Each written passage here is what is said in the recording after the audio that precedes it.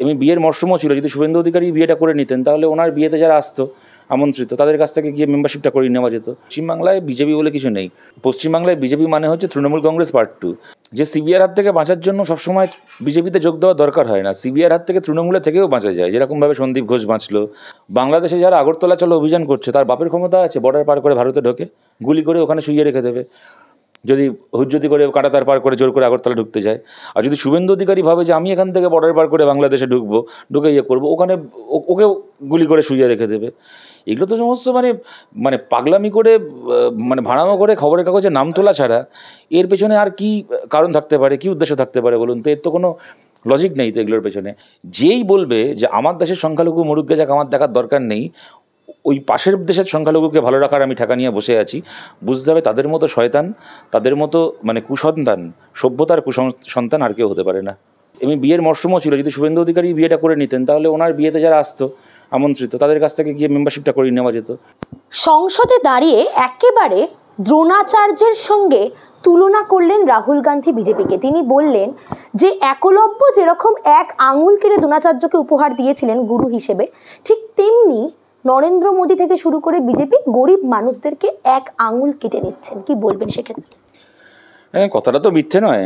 উনি একটা এবং রাহুল গান্ধী যে কি বলবো যে উদাহরণটা ব্যবহার করেছেন সেখানে খালি শুধুমাত্র গরিব মানুষের, ওনার স্পিচটা যতদূর আমি গোটা শুনিনি, যে ক্লিপটার কথা আপনি বললেন ওটা দেখেছি, যতটা আমার মনে হলো যে উনি গরিব মানুষকে অর্থনৈতিকভাবে কতটা কোণঠাসা করে দিচ্ছেন, তার সেটাকে মূলত কতটা প্রান্তিক মানুষকে আরও প্রান্তিক করছেন সেটাকে মূলত বলেছেন। কিন্তু বিজেপির দ্রোণাচার্যের সঙ্গে এক অর্থে দেখতে গেলে আরও বড় একটা মিল আছে। ইন দ্য সেন্স, দ্রোণাচার্য শিক্ষাকে বা জ্ঞানকে বা চেতনাকে শুধুমাত্র রাজবংশের সন্তানদের অধিকার মনে করতেন, যে কারণে একলব্য একজন দলিত হওয়ায়, একলব্য একজন শূদ্র সন্তান হওয়ায় সে নিজের যোগ্যতায় শিক্ষা অর্জন করেছিল। কিন্তু দ্রোণাচার্য মনে করেছিলেন যে যেহেতু তার শরীরে রাজার রক্ত নেই, অতএব তার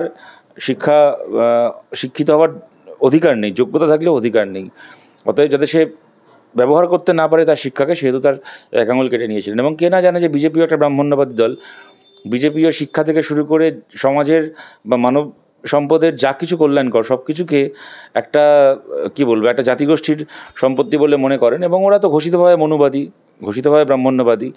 এবং যে কারণে দেখবেন যে আরএসএসের আজ পর্যন্ত কোনো মহিলা আরএসএসের সদস্য হতে পারে না। ওদের এই দুর্গা বাহিনী বলে কি একটা আছে, একটা শাখা সংগঠন, তার সদস্য হতে পারে, কিন্তু কখনো কোনো মহিলা আরএসএসের সদস্য হতে পারেন না। আপনি যদি দেখেন আরএসএসের ইতিহাস, খুব সম্ভবত রাজু ভাইয়া বা রজ্জু ভাই এরকম কি এক ব্যক্তি বাদ দিয়ে ওনাদের আজ পর্যন্ত যত আরএসএসের যারা সভাধিপতি না কি বলেন ওনার, মোহন ভাগবত এখন যেটা সংঘ পরিচালক বা কি হোয়াটএভার, যে ওদের হচ্ছে হায়েস্ট প্রত্যেকে তারা উচ্চ বর্ণের ব্রাহ্মণ। তাছাড়া আরএসএসের মাথায় বসা যায় না। অতএব বিজেপি আরএসএস তো 100 বার দ্রোণাচার্য। ওরা তো দ্রোণাচার্যের এই জাতি বৈষম্যের তো আজকের ভারতে ধারক বাহক, ঘোষিতভাবেই তাই। পশ্চিমবঙ্গের বিজেপি নিয়ে কিন্তু বারবার প্রশ্ন উঠছে, বারবার বলছেন যে পশ্চিমবঙ্গে যে বিজেপির পরিস্থিতি আস্তে আস্তে একেবারে তলানির পথে। কারণ আমরা সম্প্রতি কাঁথি সমবায় ব্যাংকের নির্বাচন দেখলাম, যেখানে একদম শুভেন্দু অধিকারীর নিজস্ব এলাকা, সেই শুভেন্দু অধিকারী নিজস্ব এলাকায় একেবারে গোহারা হারলো বিজেপি। প্রায় মাত্র 6টা আসন পেয়েছেন 108টা আসনের মধ্যে। কি বলবেন সেখানে? দেখুন, বিজেপির আলাদা করে ভোটে হেরে যাওয়া নিয়ে আমি এই কারণে বিরাট কিছু বলবো না, কারণ বিজেপি ভোটে হেরে গেলেও গত নির্বাচনে আমাদের থেকে বেশি ভোট পেয়েছে, বামপন্থীদের থেকে। আমি যদি এখন বিজেপির ভোটের ফলাফলকে ব্যঙ্গ করি তাহলে একই যুক্তি তার থেকে অনেক বেশি ব্যঙ্গ আমার নিজের প্রাপ্য বা আমার পার্টির প্রাপ্য। কিন্তু সেটা তো একটা দিক অবশ্যই। কিন্তু আপনি যে কাঁথি কোঅপারেটিভ ব্যাংকের কথা বললেন, কাঁথির পাশেই কয়েক কিলোমিটার দূরেই যে নন্দীগ্রামে আবার বিজেপি এবং তৃণমূল একসঙ্গে জোট করে লড়াই করে তারা কোঅপারেটিভ ওখানে দখল করেছে। অতএব যে কারণে আমি কথাটা বলছি আপনাদেরকে, পশ্চিমবাংলায় বিজেপি বলে কিছু নেই। পশ্চিমবাংলায় বিজেপি মানে হচ্ছে তৃণমূল কংগ্রেস পার্ট 2। তৃণমূল কংগ্রেসের যারা বিভিন্ন কারণে দল ছেড়েছে বা ছাড়ানো হয়েছে বা নিজেরা সিবিআর হাত থেকে, ইডির হাত থেকে বাঁচবে বলে তৃণমূল ছেড়েছে, তারা গিয়ে পশ্চিমবাংলায় বিজেপি তৈরি করেছে। তার আগে বিজেপি ছিল পশ্চিমবাংলায়, বামফ্রন্ট সরকারের সময় একটা সাইনবোর্ড ছিল বিজেপি, তার বেশি বিজেপির একটা পঞ্চায়েত মেম্বারকেও গোটা পশ্চিমবাংলায় দেখেনি। কিন্তু তৃণমূলের আসার পরে তৃণমূলের একটা অংশ গিয়ে তারা বিজেপি হয়েছে খালি সিবিআর হাত থেকে, ইডির হাত থেকে বাঁচবে বলে। কিন্তু এদের কাছ থেকে আমরা কী ধরনের নৈতিকতা আশা করব? একটা লোক যে তৃণমূলের থেকে 10 বছর চুরি করেছে, খুন করেছে, ধর্ষণ করেছে, সে হঠাৎ করে বিজেপি থেকে সাধুসন্ত হয়ে যাবে? এ কোনো দিন হতে পারে? সুতরাং এদের কাছ থেকে কোনো নৈতিকতার প্রত্যাশা আমাদের কোনো কালেই ছিল না। এখন এদের মধ্যে কেউ কেউ ভেবেছিল যে আমরা বিজেপিতে এসে বাঁচব। এখন তারাই অবাক হয়ে দেখছে এই শুভেন্দু অধিকারী, ওরা এত রাগ কেন তৃণমূলের ওপর? ও এখন বুঝতে পারছে যে সিবিআইয়ের হাত থেকে বাঁচার জন্য সবসময় বিজেপিতে যোগ দেওয়া দরকার হয় না, সিবিআইয়ের হাত থেকে তৃণমূলে থেকেও বাঁচা যায়। যেরকমভাবে সন্দীপ ঘোষ বাঁচলো, যেরকমভাবে এই টালা থানার অভিজিৎ মণ্ডল থেকে শুরু করে সুদীপ ব্যানার্জি, মদন মিত্র, কুণাল ঘোষ থেকে শুরু করে সবাই যেরকম তৃণমূলে থেকেই দিব্যি বুক ফুলিয়ে ঘুরে বেড়াচ্ছে। এখন নিশ্চয়ই শুভেন্দু অধিকারীর আফসোস হয় যে বেশ মন্ত্রী ছিলাম, করে কমে খাচ্ছিলাম, কত টাকা সম্পত্তি বানাচ্ছিলাম, মাঝখান থেকে চুরি করতে গিয়ে ধরা পড়ে বাঁচবো বলে বিজেপিতে এলাম, এখন তো দেখছি তৃণমূলে থাকলেও সেটিং করে দিব্যি মমতা বন্দ্যোপাধ্যায় বাঁচিয়ে নেন। সুতরাং নিশ্চয়ই উনি খুব ফ্রাস্ট্রেটেড, ওনার খুব দুঃখ, আমি আর কি বলি। শত্রুতা, তোমার কথার প্রসঙ্গেই আসি। এই যে বারবার শুভেন্দু অধিকারী প্রসঙ্গটা আসছে, একটু কান পাতলে রাজনৈতিক মহলে শোনা যাচ্ছে যে শুভেন্দু অধিকারী নাকি খুব চাপে রয়েছেন, কারণ এই যে সামনে গত লোকসভা ভোটে একেবারে গোহারা হার, সমবায় ব্যাংকের নির্বাচনে গোহারা হার, এরপরে ভবিষ্যতে 2026-এর নির্বাচন আসছে, সেখানে বিজেপির অবস্থা প্রায় একটু হলেও টলমলো, তাই জন্যই তিনি এত গলা ফাটাচ্ছেন বাংলাদেশ নিয়ে। এই প্রসঙ্গও এসছে এবং এটাও এসছেন যে অমিত শাহ নিজেই নাকি পাত্তা দিচ্ছেন না শুভেন্দু অধিকারীকে, কারণ শুভেন্দু অধিকারী বাংলাদেশ বর্ডারে দাঁড়িয়ে যখন বারবার ঘোষণা করলেন যে আমরা রফতানি বন্ধ করে দেবো, তার মধ্যেই কেন্দ্রীয় সরকারের পেঁয়াজ, আলু সমস্ত কিছু বাংলাদেশে রফতানি হয়েছে, তাহলে কোনোভাবে কেন্দ্রীয় সরকার পাত্তা দিচ্ছে না শুভেন্দু অধিকারী? কোন কালে দিত বলো, যখন এর আগে শুভেন্দু অধিকারী বলেছিলেন বিভিন্ন ঘটনায় এনআইএ তদন্ত চাই, একটা ক্ষেত্রেও কেন্দ্রের সরকার শুভেন্দু অধিকারীর দাবি মেনে এনআইএ তদন্তের নির্দেশ দিয়েছে? এনআইএ হচ্ছে এমন একটা সংস্থা, যারা জানেন তারা জানেন, যারা জানেন না তাদের জন্য বলছি, যে সিবিআই তদন্তের জন্য যেরকম হয় রাজ্যের সরকারকে সে তদন্ত হ্যান্ডওভার করতে হয় অথবা কোর্টের নির্দেশ লাগে, এনআইএ তদন্তের জন্য কিন্তু রাজ্যের সরকারের না কোর্ট কারোর কোনো নির্দেশ লাগে না। এনআইএ কিন্তু চাইলেই যে কোনো একটা ক্ষেত্রে যদি বোঝা যায় যে কোনো রকমের নাশকতা ঘটেছে, যেখানে যার সঙ্গে টেরোরিজমের কোনো রকম সম্পর্ক থাকতে পারে, এনআইএ কিন্তু একদম নিজে তদন্ত শুরু করতে পারে। সেখানে কোনো কোর্টেও মামলা করতে হবে না, রাজ্য সরকারেরও এনওসি লাগবে না। আজ পর্যন্ত একটা মামলাতেও শুভেন্দু অধিকারীর দাবি মেনে কেন্দ্রের সরকার এনআইএ দিয়েছে? শুভেন্দু অধিকারী চাইলেন যে এই মেয়েটির বাবা মার সঙ্গে অমিত শাহ দেখা করুন, যখন অমিত শাহ পশ্চিমবাংলায় আসতেন, এবং মেয়েটির বাবা মাও চাইলেন। শুভেন্দু অধিকারী সেই পরিবারকে বোঝালেন যে আমি ব্যবস্থা করে দিচ্ছি, করিয়ে দেবো। সিবিআই যেহেতু অমিত শাহর বা পিএমও থেকে চলে, সেহেতু অমিত শাহ সেকেন্ড ম্যান গভর্নমেন্টের, আপনাদের জাস্টিস পেতে বিরাট সুবিধা হবে। কী হলো? দেখা তো করলেন না অমিত শাহ, বিজেপির সভায় এসে একটা শব্দ উচ্চারণ করলেন না আরজি করকে নিয়ে। মাঝখান থেকে তখন থেকেই ঠিক হয়েছিল মমতা বন্দ্যোপাধ্যায়ের সাথে অমিত শাহের নিশ্চয়ই তখন থেকে কথা হয়েছিল। এখন তো বোঝা যাচ্ছে 2-2 4 হচ্ছে, যে আলটিমেটলি সিবিআই এক এক করে যারা মমতা বন্দ্যোপাধ্যায়ের এই বিগার কনস্পিরেসির যারা এক্সিকিউশনার, যারা এই বৃহত্তর ষড়যন্ত্রটাকে যারা রূপায়ণ করেছেন, তাদেরকে এক এক করে সিবিআই ছেড়ে দিচ্ছে। অতএব শুভেন্দু অধিকারীর কী ভ্যালু কোনকালে ছিল বিজেপির কাছে বলুন? আর এরকমভাবে ভ্যালু থাকবেই বা। এই 2 বছর আগে 2022 সালের ডিসেম্বর মাসে শুভেন্দু অধিকারী একটা তারিখ বললেন, যে নভেম্বর মাস নাগাদ বললেন, যে সামনের 12ই, 14ই আর বোধহয় 21শে ডিসেম্বর, আপনারা 3টে দিন মনে রাখুন, পশ্চিমবাংলা সরকার কী হবে দেখবেন। 2022-এর 12, 14 আর 21শে ডিসেম্বর হওয়ার কথা ছিল। আজকে 2024 সালের আমরা ডিসেম্বর মাসে বসে আছি। হ্যাঁ, আজ আপনার সাথে যখন আমার কথা হচ্ছে তখন আজকে 16ই ডিসেম্বর 2024 সালের। সুতরাং শুভেন্দু অধিকারী নিজেই তো নিজেকে লাফিং স্টক বানিয়েছেন। আপনি একটা নতুন দলে গেছেন, সেখানে আপনার দুয়ানা অকাদ নেই, সেখানে গিয়ে এমন বড় বড় বাতিলে মারছেন যেন আপনি যেন বিজেপিকে চালান। যেন এই যে বর্ডারের কাছে গিয়ে মিছিল করছে, মিছিল নিয়ে বর্ডারের কাছে যাচ্ছে। আবার বাংলাদেশেও দেখলাম কিছু লোক, ওরা ভারত বিরোধী মিছিল নিয়ে বলছে আগরতলা চলো অভিযান করেছে। বলুন তো, বর্ডারের এপারে এবং বর্ডারের ওপারে এই দুদলই জোকার নয় বলুন তো? বাংলাদেশে যারা আগরতলা চলো অভিযান করছে, তার বাপের ক্ষমতা আছে বর্ডার পার করে ভারতে ঢোকে, গুলি করে ওখানে শুইয়ে রেখে দেবে যদি হুজ্জতি করে কাঁটাতার পার করে জোর করে আগরতলা ঢুকতে যায়। আর যদি শুভেন্দু অধিকারী ভাবে যে আমি এখান থেকে বর্ডার পার করে বাংলাদেশে ঢুকে করবো, ওখানে ওকেও গুলি করে শুইয়ে রেখে দেবে। এগুলো তো সমস্ত পাগলামি করে, ভাড়ামো করে খবরের কাগজে নাম তোলা ছাড়া এর পেছনে আর কি কারণ থাকতে পারে, কি উদ্দেশ্য থাকতে পারে বলুন তো? এর তো কোনো লজিক নেই তো এগুলোর পেছনে। এখন ঘটনাটা কি দেখুন, বর্ডারের ওপারের হিন্দুকে ভালো রাখার ক্ষমতা কি বর্ডারের ওপারের সংখ্যালঘুকে ভালো রাখার ক্ষমতা শুভেন্দু অধিকারীর নেই? বর্ডারের এপারের সংখ্যালঘুকে ভালো রাখার ক্ষমতা মোহাম্মদ ইউনূসের নেই? একটা সভ্য সমাজে, সভ্য দেশে, সেটা ভারত হোক কি বাংলাদেশ হোক, এপারে যাদের হাতে শাসন ক্ষমতা, তাদেরকে দায়িত্ব নিতে হবে যেন এপারের সংখ্যালঘু মুসলমান মানুষ তারা নিরাপদে থাকেন। আর ওপারে যাদের হাতে সংখ্যাগরিষ্ঠতা, যাদের হাতে ক্ষমতা, সেই ডক্টর ইউনূসদেরকে দায়িত্ব নিতে হবে বাংলাদেশের সংখ্যালঘু হিন্দু মানুষ যেন ভালো থাকে। যেই বলবে যে আমার দেশের সংখ্যালঘু মরুগ্গে যাক, আমার দেখার দরকার নেই, ওই পাশের দেশের সংখ্যালঘুকে ভালো রাখার আমি ঠেকা নিয়ে বসে আছি, বুঝতে হবে তাদের মতো শয়তান, তাদের মতো কুসন্তান, সভ্যতার কুসন্তান আর কেউ হতে পারে না। তাহলে সমবায় ব্যাংকের মতো একটা নির্বাচন, সেখানে সেন্ট্রাল ফোর্স নামাতে হলো? দেখুন, পশ্চিমবাংলা যে কোনো নির্বাচনেই সেন্ট্রাল ফোর্স নামানোর মতো পরিস্থিতি আছে, এটা ঘটনা, এটা নিয়ে কোনো দ্বিমত নেই। কেননা এখানে পঞ্চায়েত ছেড়ে দিন, সাধারণ একটা স্কুলের গভর্নিং বডি ইলেকশন থেকে শুরু করে একটা পাড়ার ক্লাবের নির্বাচন থেকে শুরু করে এখানে যে রকমের রক্তপাত, যে রকমের মানে অত্যাচার আমরা দেখি, তাতে পশ্চিমবাংলার কোনো নির্বাচনই রাজ্য পুলিশের হাতে নিরাপদ নয়। আবার এইটাও ঘটনা, আমাদের পার্টি একদম সিদ্ধান্ত নিয়ে আমরা 2023-এর পঞ্চায়েত থেকে সেন্ট্রাল ফোর্স চাওয়া আমরা ছেড়ে দিয়েছি। কেননা আমাদের অভিজ্ঞতা, একসময় আমরাও চাইতাম, কিন্তু আমাদের অভিজ্ঞতা থেকে আমরা দেখেছি সেন্ট্রাল ফোর্সের দুয়ানা কোনো মূল্য নেই। দেখুন কী হয় ভারতের গণতন্ত্রের, এই যে একটা মানে আমি আমার নির্বাচনে লড়াই করা নিজের অভিজ্ঞতা থেকে বলতে পারি, ইলেকশন পরিচালনা করবে central force, even election commission. আমি সমবায় তো ছেড়ে দিন, একটা পাড়ার একটা ছোটো কতগুলো লোককে নিয়ে একটা কোঅপারেটিভের ভোট, কিন্তু আমি বলছি যে সামগ্রিকভাবে লোকসভা বিধানসভায় বলুন, ইলেকশন কমিশন ইলেকশন পরিচালনা করে, ইলেকশন কমিশনের হাতে ল অ্যান্ড অর্ডারের দায়িত্ব থাকে। এর থেকে বড় ঢপবাজি ভারতের নির্বাচনী ব্যবস্থায় আর কিছু নেই, এটা আমি আমার অভিজ্ঞতা থেকে বলছি। এবং তার জন্য আমার বিরুদ্ধে যদি ইলেকশন কমিশন মামলাও করে, আমি সে মামলা ফেস করতে রাজি আছি। কেন আপনাকে আমি একটা সহজ উদাহরণ দিচ্ছি। আপনি একটা ঘটনা দেখাতে পারবেন না যে ধরুন ইলেকশনের আগে কেউ মারছে কাউকে, খুন হচ্ছে, কোথাও বোম মারা হচ্ছে, কোথাও পোলিং এজেন্টকে ভয় দেখানো হচ্ছে, ইত্যাদি ইত্যাদি, কিছু কেস রেজিস্টার হয়, ইত্যাদি হয়। ইলেকশন কমিশনের ইন্টারভেনশন বলে যে আমাদের ইন্টারভেনশন আছে, পুলিশ এই ব্যবস্থা নিচ্ছে, মাঝে মধ্যে নির্দেশও দেয়, সব ঠিক আছে।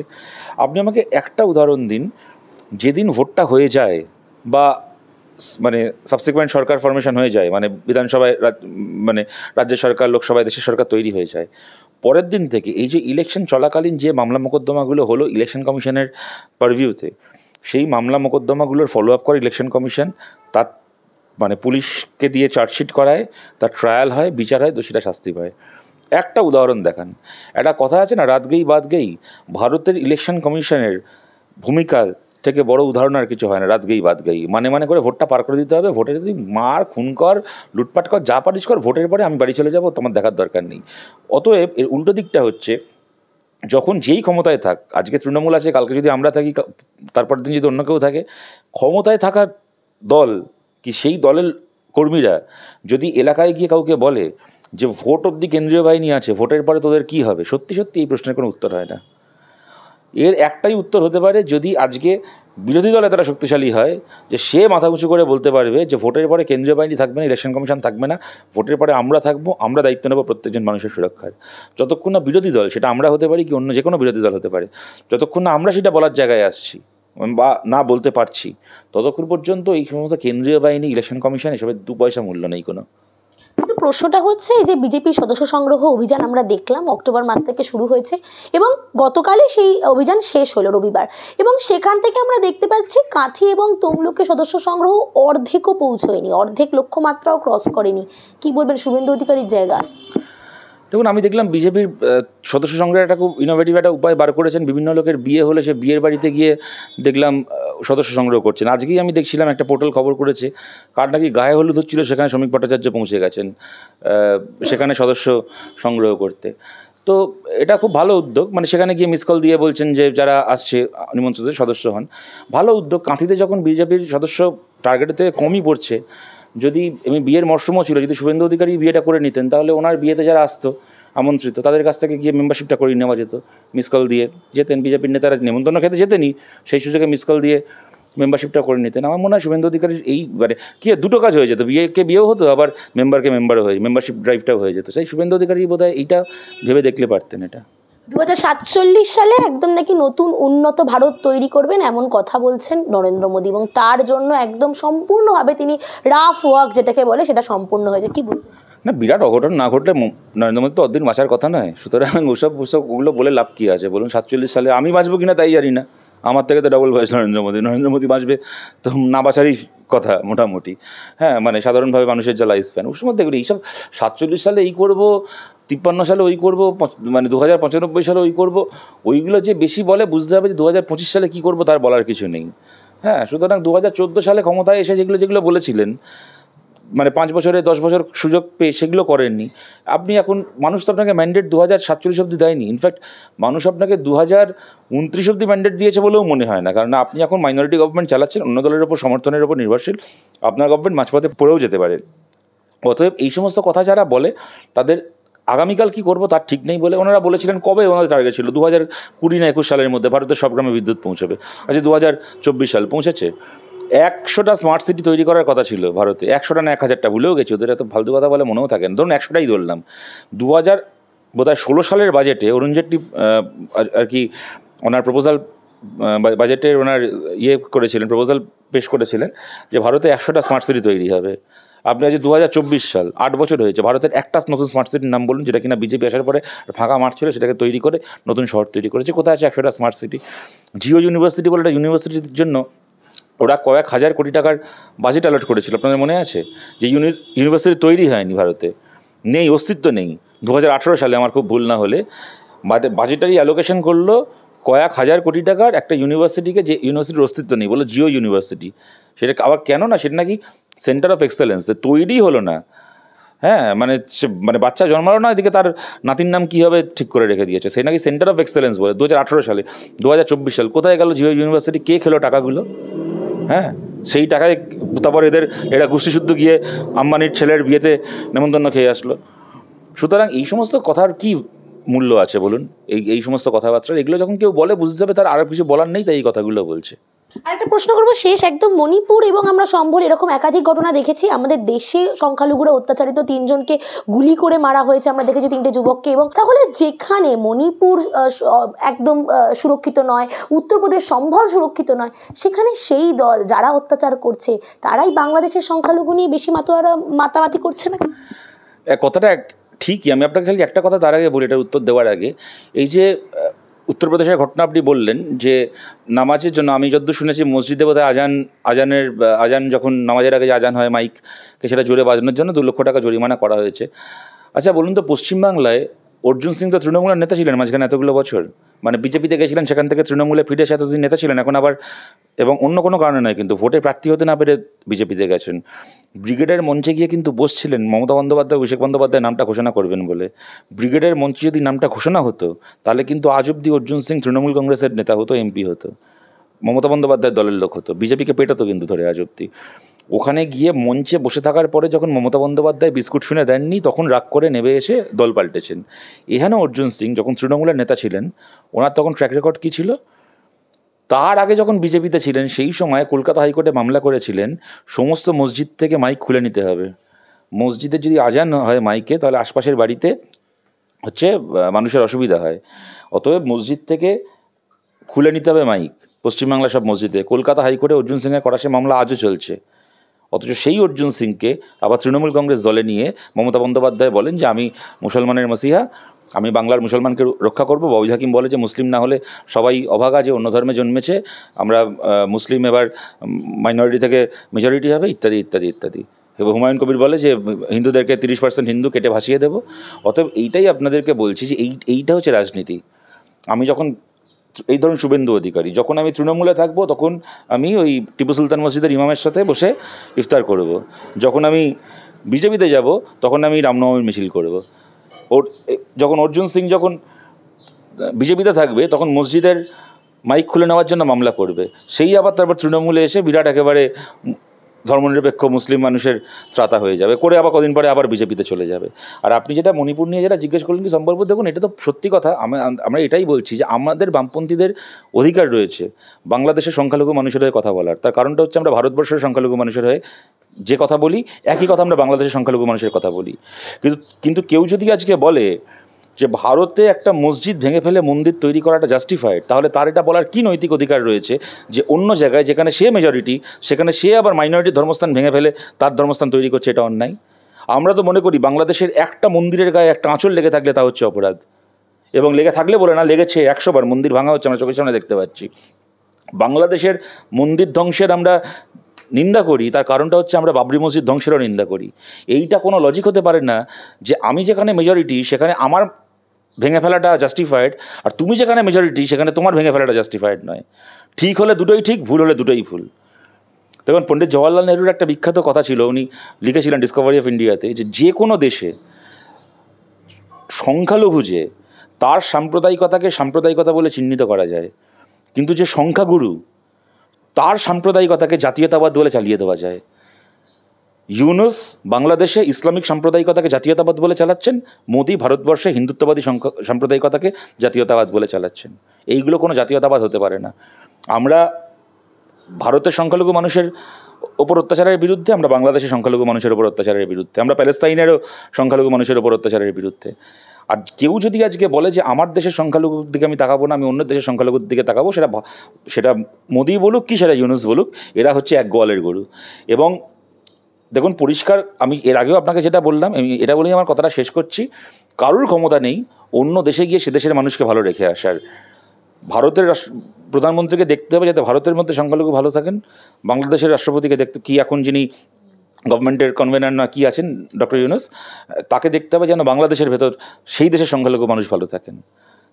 এর বাইরে মোহাম্মদ ইউনুসেরও কিছু করার নেই ভারতের মুসলমানের হয়ে, আর মোদিরও কিছু করার নেই বাংলাদেশের হিন্দুর হয়ে। এগুলো বলে কেউ নিজের ভোট ব্যাঙ্ক পলিটিক্স করতে পারে। কিছু চ্যানেল, কিছু সাংবাদিকদেরকে দেখছি এখানে এমন এমন ভিডিও করছে, এমন এমন কথা বলছে, এবং কি জানেন তো বাস্তবতাটা হচ্ছে, আজকে যদি একটা তামিল চ্যানেলে, আমি খুব মানে সোজা কথা সোজা ভাষায় বলছি, আজ তামিল চ্যানেলে কোনো ভুলভাল কথা হয়, অসংবেদনশীল কথা হয়, সেইটা বাংলাদেশে ভাইরাল হবে না, কারণ বাংলাদেশের মানুষ ভাষাটা বুঝবে না। যদি মনে করুন আপনার তেলেগু চ্যানেলে কিছু এরকম হয়, হ্যাঁ, কি মারাঠি চ্যানেলে ইভেন হয়, বাংলাদেশে বুঝবে না। বাংলা একটা চ্যানেলে কি বাংলা কোনো একটা পোর্টালে কোনো একটা অসংবেদনশীল কথা বলা মানে হচ্ছে সেইটা বাংলাদেশে, আবার বাংলাদেশের যারা মৌলবাদী তারা ব্যবহার করবে ওটাকে বাংলাদেশের ভেতর তাদের মৌলবাদকে প্রতিষ্ঠা করার জন্য। তাই আজকে এখানে বসে যদি কেউ বলে যে আমরা ঢাকা চট্টগ্রাম দখল করে নেব, সেই ভিডিও বাংলাদেশে ব্যবহৃত হচ্ছে বাংলাদেশের হিন্দুর ওপর অত্যাচার করার জন্য। ঠিক যেমন বাংলাদেশে কদিন আগে দেখলাম কতগুলো ভাঁড় এসে রাস্তায় মিছিল করছে যে আমরা 4 দিনের মধ্যে কলকাতা দখল করে নেব, তাদের ওই ফুটেজ পশ্চিমবাংলায় কিছু লোক ব্যবহার করছে পশ্চিমবাংলার কিছু মানুষকে এখানকার মুসলমানের ওপর চটিয়ে দেওয়ার জন্য। এগুলো না কেউ টিআরপির জন্য করতে পারে, নিজের টিআরপির জন্য। তার যদি সত্যি কোনো দরদ থেকে থাকে, এই পাড়ার কোনো হিন্দু সাংবাদিকের যদি সত্যি দরদ থেকে থাকে ওপারের হিন্দুর জন্য, আর ওপারের কোনো মুসলমান সাংবাদিকের যদি সত্যি দরদ থেকে থাকে এপারের কোনো মুসলমানের জন্য, তাহলে তারা সস্তা টিআরপির জন্য এই কাজ করবে না। ওরাও খুব ভালো করে জানে তোরা মরবি মর, আমি আমার হচ্ছে প্রোডাক্টটাকে বানিয়ে আমি আমার ইউটিউবে ভিউ পাবো, আমার চ্যানেলের টিআরপি হবে, আমার পয়সা ইনকাম করা হয়ে যাবে, তারপর তোরা কোন ঘাটের মরা কোন ঘাটে গিয়ে মরবি আমার দেখার দরকার নেই। এইটা হচ্ছে বাস্তবতা। কিন্তু আমরা বামপন্থীরা এইটার বিরুদ্ধে। কেউ ঢাকা চট্টগ্রাম দখল করবে না, কেউ কলকাতা দখল করবে না। যে যার নিজের দেশে সব ধর্মের মানুষকে সম্মান করে, সব ধর্মের মানুষকে সঙ্গে নিয়ে ঐক্যবদ্ধ সমাজ পরিচালনা করবে। এটাই হওয়া উচিত, আমরা চাই এটাই হোক।